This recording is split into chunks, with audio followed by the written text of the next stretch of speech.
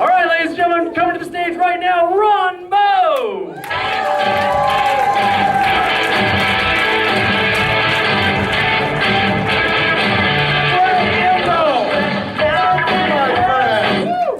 Oh, Brett, with your clean-cut good looks. And once you get to know him, you're thinking, Ted Bundy.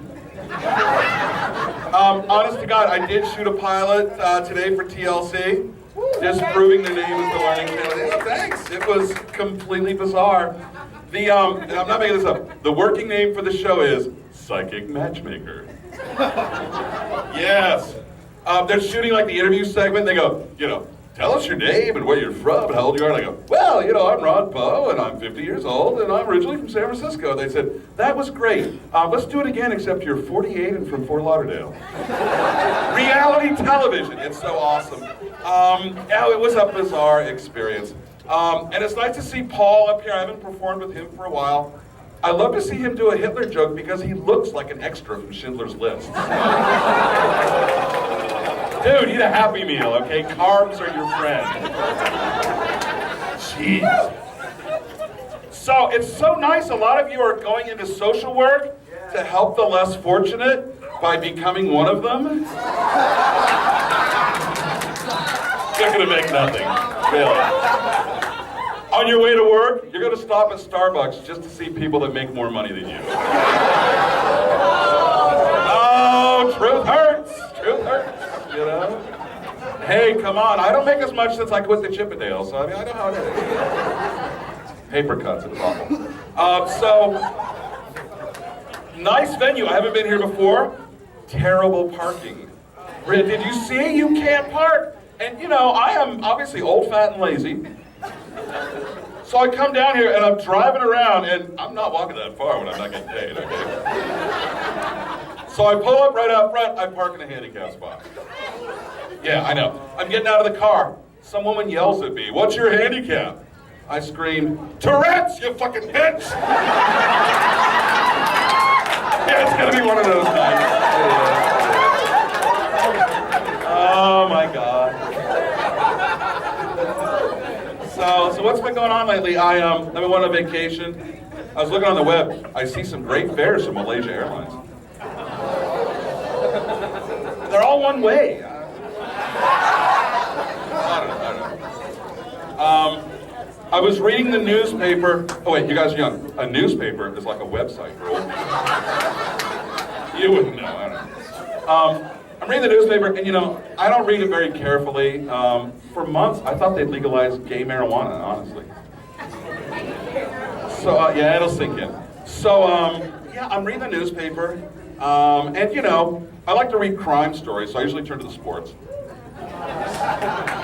Don't really follow sports, honestly. I don't know how many innings there are in a basketball game. I got no idea. I understand in hockey they have periods. Is that right? Yeah, that explains the fighting. What? That's edgy? Really? I'm making a joke about Malaysia Airlines and that's edgy? So, yeah, I read the newspaper.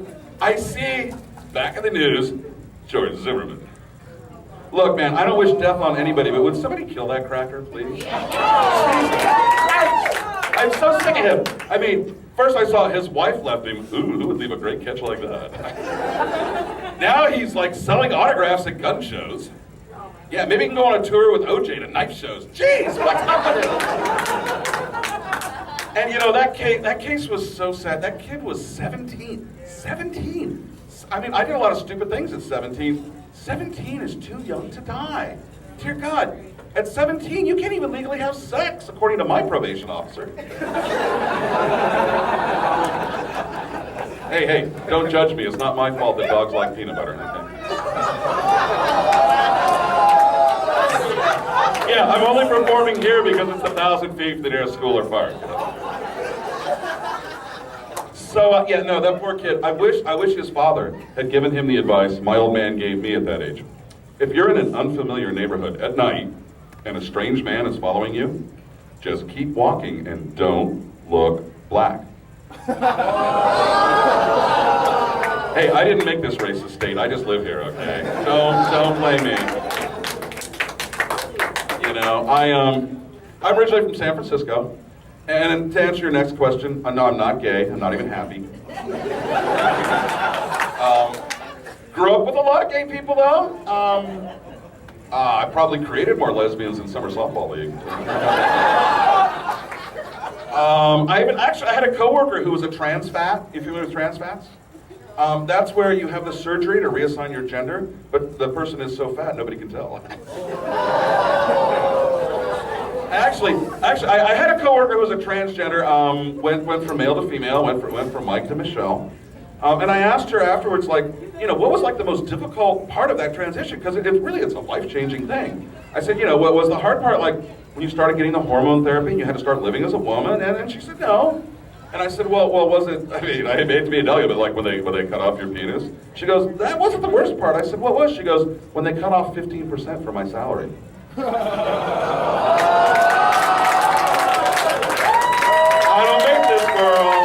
I just comment on it, I do. So, I went down to the gym today, not to work out, it's just where my drug dealer likes to be.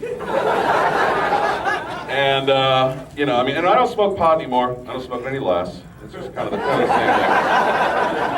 So I'm going down there to get a bag of weed, And now here's a weird thing about Florida. And I love Florida. It's a sunny place full of shady people. It is. And, no, really, the farther north you go, the farther south you go. I don't get this state at all. So I'm seeing my drug dealer. Now, understand, I've lived all over the country. Anywhere else in America, if you want weed, you go to a weed dealer. If you want coke, you go to a coke dealer. If you want hallucinogenics, you go to my mom. Florida is different. In Florida, every drug dealer sells every drug. They're like the Walmart of drugs. So he's always trying to get me to buy, like, I smoke weed, I don't do any other drugs. He's like trying to get me, some coke, some mushrooms, some LSD. No. This time, this is how I know I'm old. He tries to sell me a drug I've never even heard of. Yeah, I know I'm behind the times. He tries to sell me something called Molly, which you guys probably heard of. I didn't. I had no idea. I had to ask. He's like, well, it's like a little pill you take and it gets you twisted out of your mind for hours. And I'm like, whoa, that sounds pretty good. How much? He said it was $15. I said, $15 a pill? I can't afford Molly. You got some Shaniqua or something? I want a bunch in here. Come on, goddammit.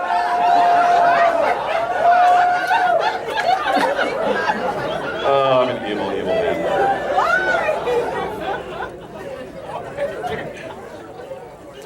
Do you think Jesus ever said, I need to get my nails done? Now, see, I know, it's awful. See, comics are never supposed to talk about religion. They tell us, never talk about religion. Like St. Patrick's Day, I got in trouble. I said, what was the last thing Jesus Christ said to the people of Ireland? Don't do a thing till I get back.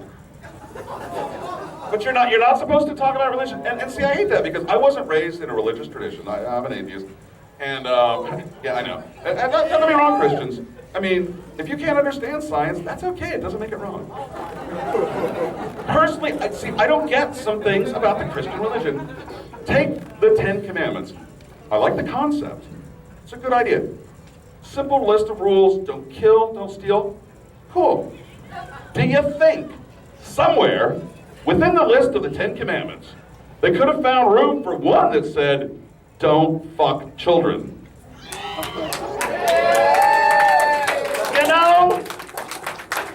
I can see God sitting there making the list. And Jesus comes up. Lord, maybe we could put in something about not messing with the kids. Looking ahead. Might be handy. And God's going, whoa. It's not the 11 commandments. We got to keep the list tight here. I mean, we got some more important stuff. There's the whole, don't take my name in vain. The whole, no graven images of me. Sorry, no room for the kids. I just don't get your priorities, Christians. I don't.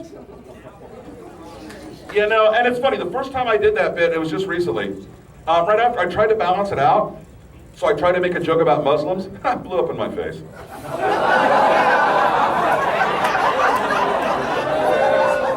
Oh, that is, yeah, I know, I just demonized Muslims for no good reason.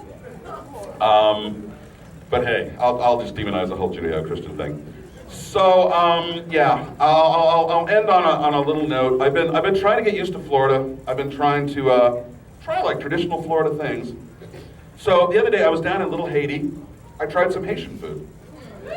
Yeah, it was good.